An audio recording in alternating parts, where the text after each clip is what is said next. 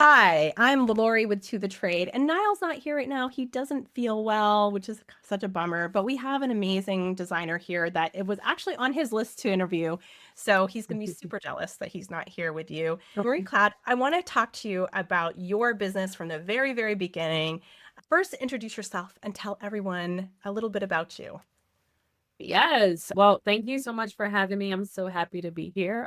Such a fan of you both. So it's gonna be a good time. Yeah. I am Marie Cloud of Indigo Pruitt Design Studio, and we're located here in the Carolinas, serving the Southeast region for the most part. And we create soulful spaces, spaces that feel very intentionally curated. We serve both residential and commercial clients. Residential is our heart, our core, but we love partnering with small businesses and businesses that are very intentional about taking their existing brand and creating an aesthetic within their actual brick and mortar. Oh, that's fantastic. So how do Yeah. you, I was going to start with some initial business questions, but that you do commercial and residential, do you find, and this is like a theory that I have in general, is that like All right. residential is, is, where you can really play and do some very, unique things. And in commercial, in some ways you can play more because, it doesn't have to be like a livable space, but in other ways you're really boiling down concepts that you might already have fleshed out and what's easier to the palate of the general consumer that's out there. So you're like, this is tailored, residential is this is tailored to you personally, and Mhm. commercial is we want to boil down the best things that would appeal to the masses. I think it depends on the type of commercial work that it is. For example, we renovated a mega church lobby a few years back, and that was more of appealing to the masses, right? And their ethos and vision and overall mission was very rooted in multi-ethnic, multi-generational, and so it's a beautiful melting pot of all the things. And so it was important that we were able to capitalize on that concept in reference to their design. So I think, some commercial projects, depending on who the targeted audience is, who their ideal client and market is, you have to be intentional about creating for the masses. But I love working with boutique organizations and boutique firms that have a very specific brand that has a heavy emphasis on who they are. That's very unique because it allows us to apply the same principles that we have when we're trying to figure out who our client is and what do they like, what do they dislike, what their home brand is, for lack of better words, right? What is that? What does that mean? We're doing the same thing with these small businesses. We're partnering with them. We're learning, like, hey, tell me everything. Let's ideate together. Tell me about your brand. Tell me, when did you start this business? What's the why behind it? Why did you choose this name, right? We're really diving into the weeds of who they are as a brand, just like we're diving into who these families are as a unit. So I think it kind of just depends on the type of business and the caliber of clientele that they're bringing in. Right. So if it's more of that's very interesting. So if it's more of a you know branded company, it's not trying to reach the masses, you're giving them this almost the same treatment that you would be giving a client in that way. And does that actually is really interesting because our first question for you was that you create these soulful spaces. So to Mhm. me, that's about getting to the nitty-gritty of that business too, and really asking those same kinds of workflow questions. I mean, you want to make a Yeah. design, no matter what it is, for any commercial or residential, that's functional. That's Right. like, of course. Right. But like to really hit you know, there are some corporations who are like soulless, Yeah. right? Right. So you're like, Uh-huh. okay, what is your soul Yeah. face going to look like when you're Google? Mhm. No, I'm just, Mhm. throwing it out there. But Yep. that's interesting. And you really like and gravitate to those businesses that have a clear defined vision, probably because they align with you because of your social spaces and your marketing materials too, and that you're there to try to like get to that essence Yeah, of for sure. the business as well as a person.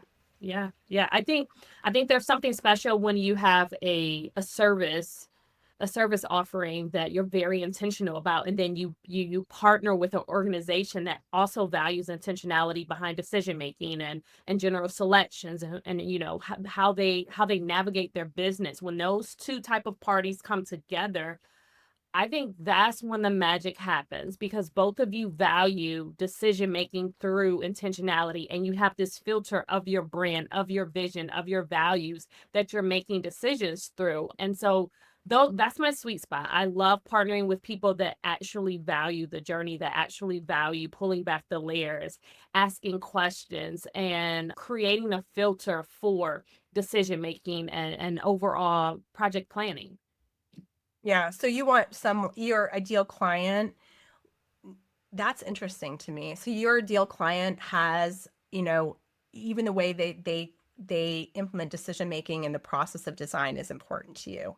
Not overall aesthetic and budget being the first primarily, reasons you'd work with them. You also care on that level, like how they are going to get to that decision making I think both process. aesthetic and budget is absolutely Number priority. one. We are Yeah. not moving those. To be clear, we are not Yeah. moving those out of the priority list. But I think I prefer clients that care deeply about their homes, or want to care deeper about their homes and the spaces that they dwell within. Sometimes they may not know the impact of their environment and the impact of creating just a beautiful safe haven for their space, and the impact of that of their overall well-being. They may not Sure. know. I love coming into those spaces and educating them on that. So we're not just creating a beautiful home, right? That's a byproduct of hiring a designer. You bring anyone in for that, but a space that is beautiful but feels good, and it does something for your overall well-being, and Yeah. that's Yeah. the layer that we're trying to be very intentional about. It is the only way that I'm designing moving forward, right? It's not just let's create these beautiful spaces, let's take it beyond that. So I want clients to get excited about that. I want clients to seek me out for that extra additional layer of wellness that you don't just get from the pretty pictures. I love that. I mean, I'm seeing more and more designers move into this science space where they really understand the science behind how our brains react to design. And I Yeah. think that that's definitely something that the clients are undereducated about, but really respond to because I think we all understand on some level we're impacted by our brain chemistry. That's why we know we are manipulated by ads or Yes. how you Yeah. retargeted that ad that you just talked about and you're like, how did that happen? Well, we all Uh-huh. know that that's happening behind the scenes, but we don't know Yeah. how we can use that for good in our own lives and our own You homes. use it for good for our clients, but also remembering that we're still operating in a business, right? And so if we know that clients are a lot more sensitive to wellness and self-care and those things, I feel like we're doing our industry a disservice and our business a disservice if we're not marketing towards that, if we're not learning about that. And so we were recently certified in neuroaesthetics through Science and Design, and we've just been like completely entrenched in this science and the intersection of mental health and wellness and design and science, and how they all kind of come together. And I have found that the emotional ties of all that is really exciting, and it sets me on fire, and I love that. It kind of comes naturally out of me. But there's a line of business that we can't overlook, that we have to market towards that, right? Like we have to market to the subconscious. If we're having medical professions saying our spaces are literally healing people, why are we not marketing towards the subconscious of our clients, right? If we're Right. learning these things. Yes, So, yeah. absolutely. Yeah. I love that you're diving into that and you're learning how to change your marketing to attract those clients who care about those things. And also, like, it is the truth. Like, I have witnessed and talked to many different designers who know that their clients have gotten promotions, gotten like literally better health checks at their doctor's Yes. offices because of design, because of how Yeah. they reacted to the environment in which they're living.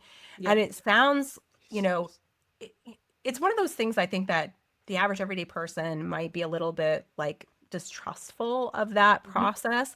But to Hmm. me, it's kind of like, there are for me, I'm not an interior designer, but I talk to interior designers every day. And before I came Mhm. into this industry, I was in the fine art industry for a really long time. And, while I appreciate design and I appreciate art, I wouldn't say that I am a practicer. I practice it as much as you all do. You are the artists, the artists, the fine artists that I worked with previously, or the designers or artists. And the things that you notice, the detail that you Mhm. notice is Mhm. overlooked often Yeah.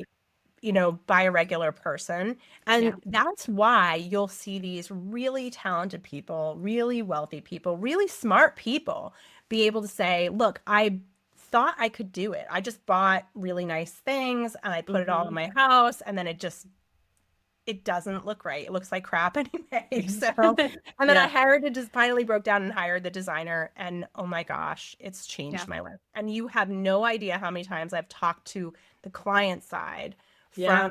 from this, because I go a little bit deeper and Love it. I'm listening and hearing those words over and over and Mhm. over again. And I'm Yeah. wondering why today in 2025, we still out there have a reputation in this interior design industry that all you guys do is really have access to good product and know, like the average everyday consumer still doesn't really know what interior design is. They think it's shopping. They still Yeah. think it's you buy products and you have access to good discounts. you Yeah. know?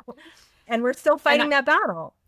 I think one thing that I've had to like really challenge myself on, and I think it's a challenge for our industry in general. I think there's a level of boldness and confidence that we need to like turn up in the industry. I think we kind of Agree. we mouse around the stereotypical image that the world puts on us. We mouse around it and we don't hold it to be true, right? This research is out there, but this research has always been out there. But no one is getting on these panels, getting on the stage saying, hey, this is a requirement for your overall well-being. Here's why, right? Right. Let's pull up literally the evidence and let's boldly speak to it. Let's unapologetically put our work out on display more consistently. I think we just mouse around too much in this industry. We are putting in the work. For the time we're doing work that we shouldn't be doing, right? We're Sure. doing contractor work, we're doing architecture work, we're doing work that just goes unnoticed. And I would love for us to just go boldly and speak confidently in what we're doing and the work we're putting into the world. So I love I've had that. to challenge myself on that a little bit more. And I think it has definitely changed the way that I show up. Right. And I think this is a gift that interior designers inherently have. And it's when we talk about the science, it's not that the science is studying design what designers do automatically. Like designers always have had this ability to see where things should fit in the Yeah. space organically, and where like they have just like, and if you're listening, you're a designer, when you go into a room and the furniture is not laid out properly, and it's like a little tingle in your back that you're like, oh my gosh, this is wrong and I can't stand Mhm. it. And you're just sitting Yeah. there, You're and the like whole dying time you're inside. sitting there, it's like a gnat, Uh-huh. a mosquito buzzing around you, where you're like, I just want to change this a little bit Yeah. because this does Yeah. not work. And all of you have that ability. And what that is a a given talent Yeah.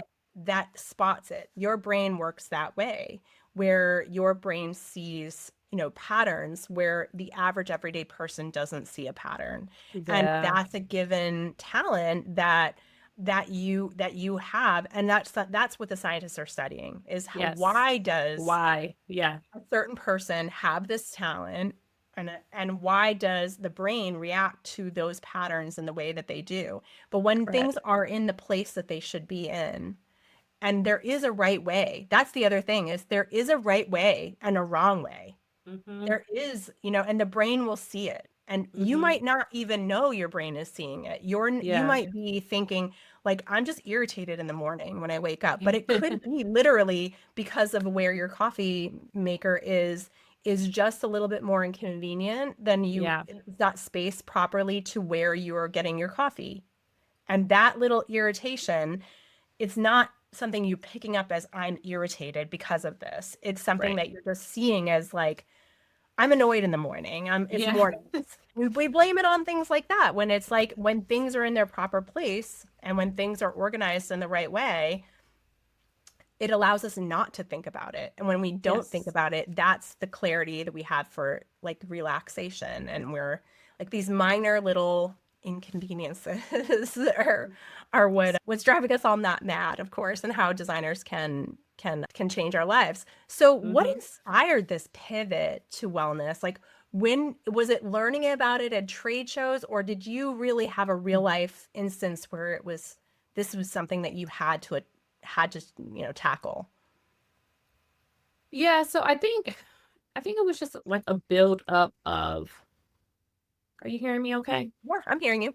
Okay. I think it kind of was just a build up of moments that I'm naturally just hard headed. Like I don't listen to urges. It takes me a long time to like really just move on things because I just feel like I'm being overly That's actually dramatic. a good thing, honestly. I mean, you don't want to be that designer who's reacting to every little bright, shiny object. That's a very good thing. Yeah, well, I'll take you. Thank you. And so I think I've always kind of had just this inkling that I lead from emotion. Like I'm naturally very, very sensitive. I'm very in tune with my emotions. I have no problem, articulating how I feel the minute I feel it. And so I found myself when I was consulting with clients, I would ask them questions that was outside of the typical design realm, right? My intake was probably a little bit more lengthy and a lot of bit my questions were a lot deeper than your typical designer questionnaire.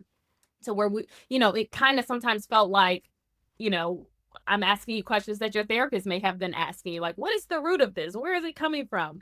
And so I started seeing how clients were responding to those things, which was they were a little uncomfortable, right? Which for me is always a good sign, right? That uncomfortability is a sign that we've hit something, and just started navigating and watching how they responded throughout the journey. And then at reveal, it was always an emotional reveal. It was always, oh my God, I feel so seen, right? The Oh, privilege wow. of being able to come alongside someone and at the very end, them telling you, like, I've never felt so seen before. Like, I had no idea that this was who I am. And so, like, paying attention to that, but then also paying attention to, like, as I'm evolving and growing as a woman, personally, like, what is my home doing for me? Going through postpartum with my kids, how am I being intentional about carving out self care and a little corner for me in my home and watching how I'm responding to that?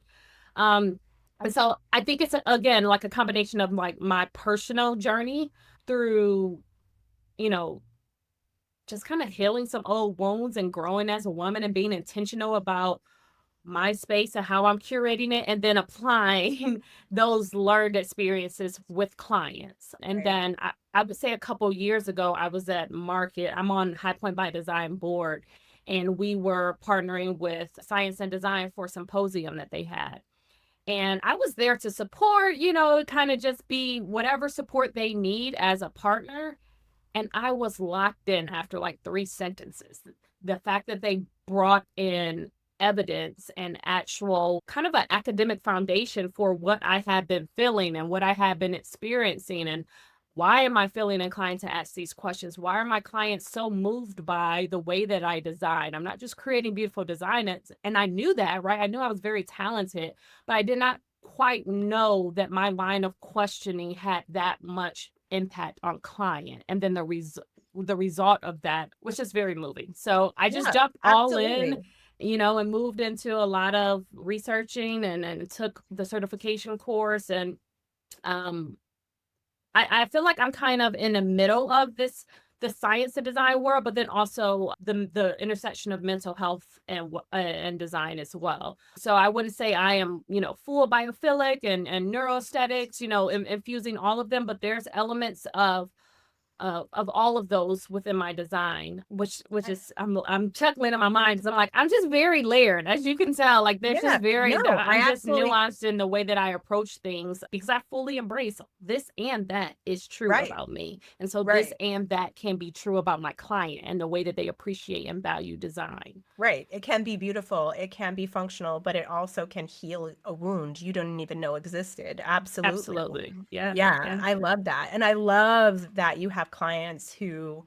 have that moment where they really feel seen. I think that that is, there's nothing more, no greater feeling than doing that for someone. It's such a yeah. service to be able Oh, to, I didn't make I made that I really was looking at you and your mhm, needs and yeah, who you are. And this is so custom to you. And I think that the general public doesn't recognize that this is what design really is, that it's always no, so very, and I'm not saying many designers go as deeply. Not every designer goes as deeply and asks the questions you're probably asking, but probably should. Probably should.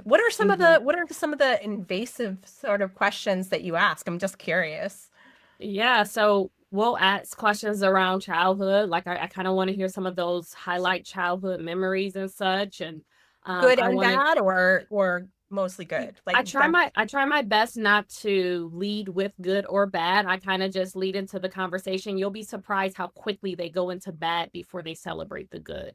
Okay. I'm curious. And Yeah. so sometimes that does help. And then from there we'll extract certain things that they don't know we're picking up on and they don't really know until like the reveal. So for instance, we had a young lady that shared that one of her most fond memories was her late grandmother used to bake apple pie like every time she came down south for the summer. Like that was like her go-to. So when we had the reveal, we literally lit apple pie candles throughout the home and like tucked them away. So that fragrance in her kitchen renovation was a trigger to grandmother, right? Like she Oh, shared such fond memories. We always include some sort of aromatherapy or fragrance in the reveal, but how can we connect that with their journey? Not so that it smells good and it creates this beautiful backdrop, but what does it do for them? But then also right. being very diligent that you're not triggering certain things. So it's a delicate dance, but I think sensory experience is a whole nother way to take your design to a whole nother level. So we're always going to have a aroma in the air. We're always going to have a sweet treat on their way into the reveal. You're going to want to touch. You're going to want to feel. There is a playlist that is curated for Oh, your home that is you are ready to speaking go my for language. you. I Yeah, love it. right, but that is how we appeal like human to human. Like sensory Right. experience is something that we all can connect on. So I'm always Well, trying to find a way to build a bridge, right? Yes, you're also I'm the teaching them designer. how to live. You're teaching them that Yes, this is what you can have in your everyday life. If these every are things that day. make you joyous, like this Yes. should be part of your even if it's just that moment they came in the reveal and the music is their first preferred music and their scent is the scent that makes them most comforted. That is something you can do in your everyday life and you're teaching them that along the way as you're talking to them, like you're Yes. probably giving them the tools to make their life better along the way. So like for instance, like I have this like little life hack that I was just telling people because I just went on vacation and I will buy a new perfume when I go on vacation and then I'll wear it the entire vacation. I'll spray the room with it, I'll wear Yeah. it, I'll wear it, like it'll be like all over me. And then I kind of put it away when I come home and then I Mhm. only use it when I'm like in the mood for that vacation, whatever. And I'm like, Yes. oh, I need the Cozumel perfume because I'm feeling Yes. I Cozumel love today, that. you know? I love And that. that's something that we do. And it's like we don't recognize, I think, as humans that, the smells, the sounds, the tastes, whatever the whole sensory experience is part of our journey and really does set the mood. I'm also a big believer in like romancing your life and I will Yes. have a playlist for different kinds of foods. And when I have dinner, I have a playlist on that matches, like You not are always like talking my energy. That is what I'm talking about. I need a playlist for all the moods, all the all the highs and moods. lows. Like There what is a mood are you playlist in? to it. What it doesn't always have to be, so sometimes like it is what I feel like for that particular meal. It doesn't necessarily have Yeah. to match like if it's not like necessarily like Mexican movie music with Mexican food, but it can be. But sometimes Yeah. I'm like I want 50s music right now with this. Like, Yep. this is the mood I'm feeling right now. And those Yes. kinds of, I have so many playlists. I have playlists for people. I have playlists for, I speak in playlist. Yes, same, same. We're starting to bring the playlist that we've created for clients and for like our show houses, and starting to bring them over to our blog and website, so where people Whoa, literally, occasionally I'll post it on my stories, but so many people have been asking, like, can you please sure. share the playlist? So we're literally putting like different curated playlists that's rooted in home. Like, hey, this is the work from home playlist. Hey, this is the morning sunrise where you just need that burst of energy I when you're love it. sipping your cup of coffee. This is when I wind down and take my bath. You have to, like you said, romanticize these moments. Yes. It may feel overly dramatic, but aren't we worth it? Like, Yes, we aren't we are. worth all of that goodness? We are. We are. Why do we have to wait for the best vacation to spoil ourselves? We can do it Yes. in a thing like a bath or in a thing like, just having a nice dinner at home with your family. It doesn't Hmm. have to be, you know, fancy things. I mean, we had four kids, so we were kids at home all the time. So Yeah. my husband and I had to find those romantic moments. Right. We do a Valentine's Day. I remember Valentine's Day dinner.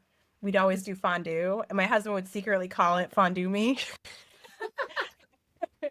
But like I we'd like get the kids, it. the kids would have like we get bread and meats and cheeses, and we do like let them dip it. They were having the Yeah. best time, and it's just like these little moments you have that are just like your husband has a little moment with you, but your kids are having fun, and like nobody's Yeah. the wiser, and it's I a love good it. time. I love that that is Yeah. part of your design philosophy because it must actually give the clients a sense that they can do this themselves too, that they Yeah. can take the foundation that you're building for them and they can elevate their own lifestyle as Yeah. well. So is that why that now that you're connecting to me, why you care about that from the client perspective, that the person really wants to elevate themselves, Yes. not just Yes. like change their home, but they really want to change a little bit about themselves, maybe live a little bit better. Maybe they want to exercise more, or they want, to have cherish the downtime a little bit more, Hmm. Hmm. and give a little self-care. We're all guilty of not giving Yeah. ourselves self-care. Of course. So, Right. those kinds of things. That's fantastic.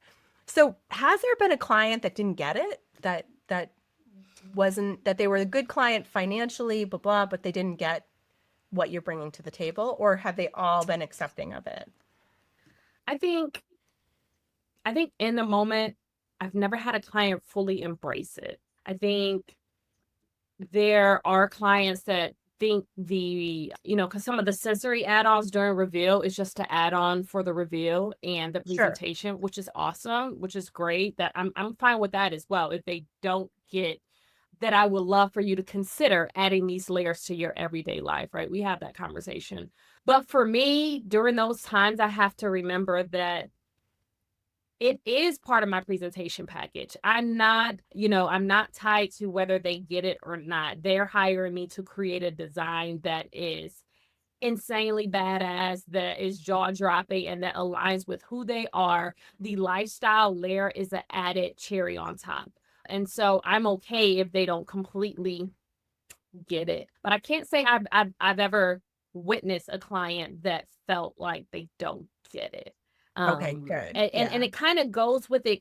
It feels like a nice surprise, but it also feels like, well, yes, of course, this will feel very elevated. We've had this journey and this time together, so you kind of know how we operate, you know what we value, and it feels very streamlined to the process. Doesn't feel like a, oh my gosh, all of a sudden this wow factor. We've kind of wowed them throughout the process to where they know when we get to this reveal, we're gonna feel it. This is a moment for us. We're locked in. Yeah. Do some clients, I know I have talked to people who are clients, and some of them are reluctant to even have a reveal. Do you work with clients who don't want the reveal at the end of it, or no? I haven't had a client who does not want to reveal, but due to timelines and the scale of projects, we don't always have that grand reveal that moment. you typically see, because sometimes you have to dice up installs. Sometimes we're on projects for such a long time. They've kind of seen, the various phases. But as much as we can, we try and do the reveal. There's sometimes where we're so exhausted by the time we're done with this project. They want all of that, and we're kind of like, can we just get out of here? You know what I mean? But Yeah. those are the times where we really do. We always have a revisit moment, which is when we go back to our initial notes, where we go back to the why, where we kind of reframe our mind as to why we brought this client on. Why is this so important to them? Before we step foot back into their home and show them all of this hard work, I want to make sure that I'm rooted in them and not my own selfish mindset. So that helps us kind of get into that mindset in a Oh, I more love intentional that. way. Yeah. I know it's got to be hard for, for you, for the client. Sometimes you just get to that end phase and you're just like, oh my God, I'm sick of you. What is the single most like draining or moment that you've experienced in the world of design? Woo. All right. I know. The most draining. Oh yeah, man. I don't know. I think when I hate revisions. Can I say that out loud? Yeah, say I it. re- Say I think it. because I rarely we don't Yeah. we're not giving you first, second, and third place options. We're literally presenting to you the best project, or Well, I the think what they best. don't understand is that when you do that, it affects everything else. It Like changes you're making everything. this Yeah. revision, it's going to affect everything else we chose as well. You can't just Yeah. revise the chair and then that's not going to play off of everything else that we Right. selected. You know what I mean? Like that. I mean, it Yep. has an impact on. You have to go through literally every product you've picked as well to make sure It's that that. works. You know what I That's the mean? It's a draining real piece. thing. That's it right there, Yeah. where and then they position it as though can we just, right? Like there is no And you're can we like, it's just, not right there. just. Yeah, it is a domino into all of that. So I think that piece can be draining. And then I think also growth and scaling is such a beautiful thing. And we all want that for our business. I think one layer that we forget in that instance is that we're probably going to have to pivot on our processes. We're going to have to, change this and that. So the implications of growth, I think, is one of the most underrated assessments of your business, and how much it impacts you and how many more tasks it adds to your overall Well, daily yeah, scope, you're adding being a supervisor onto your other job. And Yeah. if you don't have like, there are so many designers, I think, that get into hiring at the point where they are already too overworked to begin with. So then adding Yes. on training and supervision of an employee onto what they already are doing because they've maxed themselves out Right. becomes almost, I don't want to say it's like self-defeating, but it kind of works against them because For sure. you don't have the systems in place to do it yet. So It whenever we talk to designers, who are fairly new and they're sort of starting to ramp up, I'm always like, get your SOPs down as much as you Yes. can. Like Scribe How is an amazing tool for designers out there that Mhm. will like it's just like a online site Yeah. that will follow what you're doing. So if What you this is do. how you Mhm. order from Kravit, you can order do the order like you would normally do it, and then it makes like an SOP for your standard operating procedure for your employee to show them step by step. This is what I click, and this is how I do it, and this is what Yep. the process looks like. And the more of that you have, the better. For your daily most used tasks that you want to pass on. Mhm. And then like the picking of how you do that, right? Like, so you want an employee who takes some of the tasks. We just had this big conversation. So I was just in Birmingham talking to Jackie Paulson from Home Design Guild and met with a bunch of different editor-in-chief for like Veranda and, Southern Home Living and things. We're just having a big conversation about some of these things. And one Yeah. of the conversations was that hiring process can be very overwhelming because you have this situation where you want to offload tasks that are not necessarily tasks that you do well. But when we Mm. hire, we tend to like people who are just like us. You know, we want to hire that person who gets along with us and does this, you know, and then Yeah. you're hiring someone who maybe has the same skill set that you have versus the Yeah. skill set you don't have. You want to hire really, really smarter people than you Yes. that do something that you can't do, you know, that are, Absolutely. but you also don't want to hire someone in a role of like, let's say, junior designer, and you're never letting them be able to junior design. They only Yeah. can do Instagram or Yeah. CAD work. That's not fair either. You know what I Right. mean? Like, Yeah. I think that a tricky part of this industry, and you can correct me if you're wrong, if I'm wrong, but is the lack of business education Mhm. from school, so that like even things like management training, Yeah. I know it sounds boring, but like having management training, how to be a good manager is not easy. It's something Yeah. people learn over time. Like business administration is a real job where there's real Hmm. training. So expected to wear those hats immediately because you started a firm, Yeah. um, is tricky. It's really, really tricky. And I Yeah. love that you care to learn that and that you're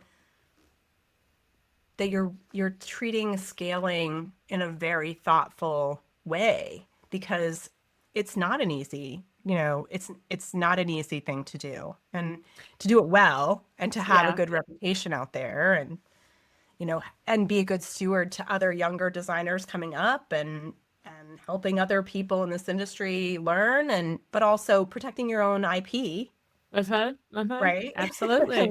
you know. Absolutely. Yeah, I think you're definitely spot on with, there's definitely not enough education on it at all. And then my background's design. That was my undergrad, and I had to take additional classes. And even with those additional Sure. classes, I didn't feel equipped. I interned Yeah. starting my sophomore year at a commercial firm all the way through postgrad, and I still did not feel equipped, when it was time to get out there in the world. I would say I probably learned my best business skills through working other careers. I worked for Sherwin-Williams for a number of years, and I went through their management training programs, and so that helped me with Corporate can help. supervising and Yeah. yeah, P&L and how to oversee these stores and all of that, and so those things definitely help. But when it comes down to applying those school lessons in real life practice, yeah, there's definitely some gaps there and some Sure. Sure. opportunities for sure. Yeah. And I love that you've taken this as a position to, like, you do give back. You Yeah, also try to educate others. You are a great community member. I mean, you thank are you. in there talking to other designers, not only in interior design community, but in other communities as well, where you're really trying to make sure the next generation of designers Yeah, are getting that much further faster by learning from your mistakes. And not every designer does that. Not every yeah, designer really shares the nitty-gritty of like, hey, I wouldn't do this. yeah, You know, yeah. Well, this is and how we're making money, those kinds of real truths. yeah, I appreciate that. I think it's a lot of things just boil down to like who you are to the core is going to be the same traits that's going to show up in your business, right?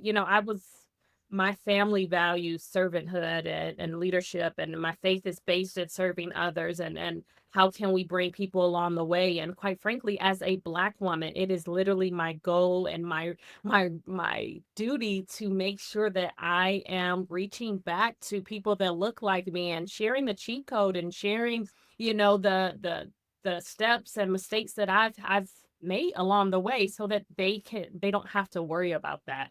I didn't have that, and so I'm trying to just make sure that more importantly, I think sharing my mistakes and my slip ups is probably more helpful than sharing, I've done this and I've done that. Well, That that helps that too, though. I mean, it gives people confidence to know they can. When they yeah, for see sure. you doing those things and being involved in this organization and that organization, sometimes I just think that, it gives people permission to be able to know Mhm. they can do that too. So I'm Yeah, sure yeah, both of those things are really helping that next feature designer. They're yeah, seeing you out doing it. That tells them if she can do it, I can do it, you for know? sure. For sure. Yeah. And that's fantastic. I think that that's a part of it too. And you're at High Yeah. Point. You're at involved in different organizations and trying to make the world of interior design more welcoming to Mm, people of color, to people, that are coming up, even just new designers along the way that need that extra vote of encouragement and yeah, understanding that it is something you can do, and it's something that you can learn and grow and build, a life for yourself. And that yeah, it's encouraging to watch the success stories, of course, for so yeah, many designers out there who maybe are, especially in this economic time where it's a little bit nerve-wracking for all of us, not mhm, knowing what tomorrow is going to bring. right, And I think, it's now more than ever that we need to see these people who are, you know, maintaining their businesses, growing their businesses in tough times, as well yeah, as the easier times, like the the during COVID, everyone was renovating their homes, and now it's yeah, like and people are a little bit more nervous about spending those dollars, and yeah, business has gotten a little bit different for a lot of people. So mhm, it's exciting to see people who are still challenging that and growing within the organization. What is next yeah. for you? What do you see as the next big, step for you and your brand?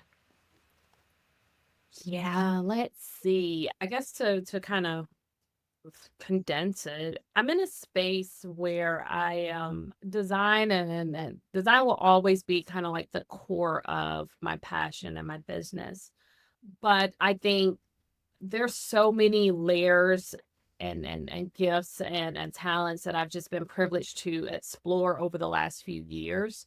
And so I am, deep diving into what those things are and how can I serve my clients better. That is my primary goal right now is refining my systems, my processes, the way that I serve my clients in a way that, is still at a certain level of excellence, but also aligns with the lifestyle that me and my family wants, ensuring that, I'm not leading back into another burnout season. I just had an incredible yet crazy 7 months, and I have to make sure that the future of Indigo Pruitt keeps me in a healthy space for my family first and foremost. And so I'm just trying to figure out what those rhythms look like. And we're building, we've brought on a few team members and we're refining these processes so that I'm not doing everything and that my hands aren't in everything. But it also frees me up to exercise some other muscles that I'm very, very excited about. How can I continue to, like you said, be a steward to the community? How can I continue to reach back and share things? So And develop that's kind. product lines. Yeah, yeah, we just launched a Yeah, textile and wallpaper line with Spoonflower and I that's love it. very exciting. Yeah, thank you. So that was my way of trying something new. Product, Sure. is always in the pipeline for a designer, but this was my way of trying something new with an organization that I trust, that I love, that I knew would not be a heavy lift, but also would be very representative of me. And I didn't feel as though I had to shed any of myself, which is a non negotiable for partnerships for me. So, how can I, just continue to build this the way I'm point a design empire, right? Right. But also beefing But up the also, business. right, also caring about yourself and along the way, Exactly. which I can Exactly. say is a real problem. So I know a lot of interior designers, behind the scenes have had conversations with designers, household names that, Yeah. all of us know that are really prolific careers, and they're speaking everywhere. They have a million product lines and, have suffered health issues because they've been so burned out. Yep.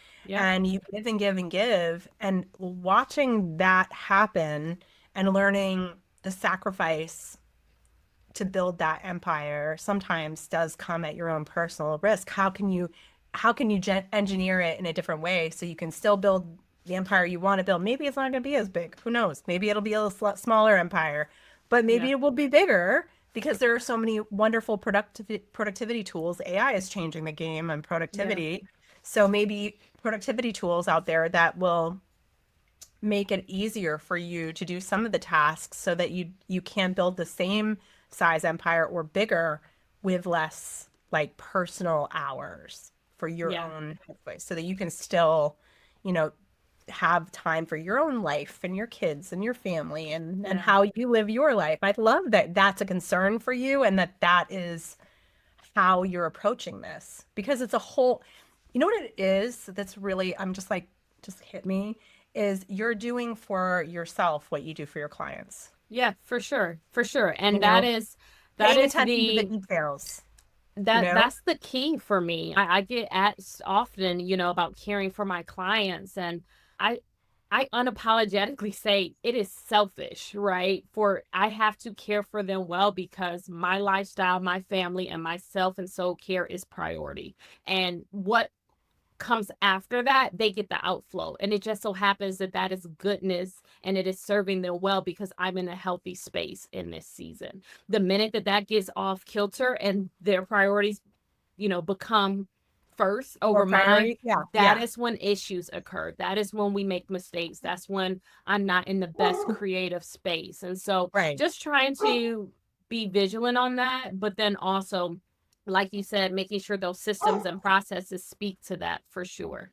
Yeah. It's so crazy to me that it's little paying attention to, and it's a tipping point too. So it could be small little things that you're doing in your day to Yeah. day where you're on vacation or it's an evening with your kids and you're like, I'll just answer this one thing. I'll just do this one thing. And it starts to erode It does. your downtime and then it gets to a point where you don't even know how to have downtime Yeah. because you are, and some of this is hard because honestly, and I feel this because I work in this industry with you, Mhm. it's so hard because you love it. And so I it's know. easy for it to take over because you Yeah. actually love it. And it's exciting to talk about the new products. And it's exciting to have a call with your client. And it's exciting to talk to a colleague and just like Yeah. geek out about design. It's fun. See, it is, and I feel you wholeheartedly. But that I think it brings it full circle back to our original conversation of that's why it's so important to romanticize your life. That's why it's so important to like literally create this beautiful life to where yeah, it's fun, it's great. I enjoy creating this design for you, but nothing beats spending time with my kids. Nothing beats me making Right. a cup of coffee and putting my phone on do not disturb. Right. It's almost as though I can't have this if this is not, Being you taken know, care of. Yeah. Like, exactly. and I mean, Yeah. there's a balance, it's like a little dance that you can play around with where you set the time in your life to do the things that are important. And that is for that, like is going to High Point or going to some of the trade shows something like that for you? Is it recharging your batteries to be with other colleagues and have those face-to-face meetings with the brands and Yeah. but then when you get back like okay, I'm Cut immediately off. have Yeah. my cutting off that off and now I'm concentrating on my client or my family and For then I'm going to sure. do that, it's like segmenting the life so that you're present and you're Hmm. serving the person you're in front of when you're there but Yeah. also know when to stop that and For know when to sure. focus on yourself.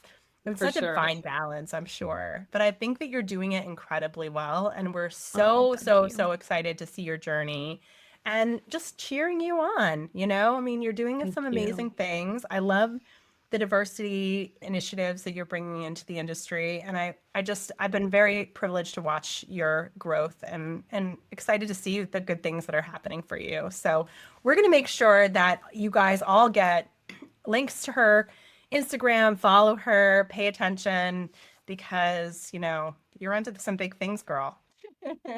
Thank you so much. I Yeah. appreciate it. Yeah, definitely follow along. There's some really exciting things coming that I can't quite share yet, but it's it's a blessing. I'm so Oh, thankful. I really well, I'm am. so happy to hear that, and I can't wait to watch. Thank Thank you. Thank you for you. having me. No problem. Bye. Bye bye.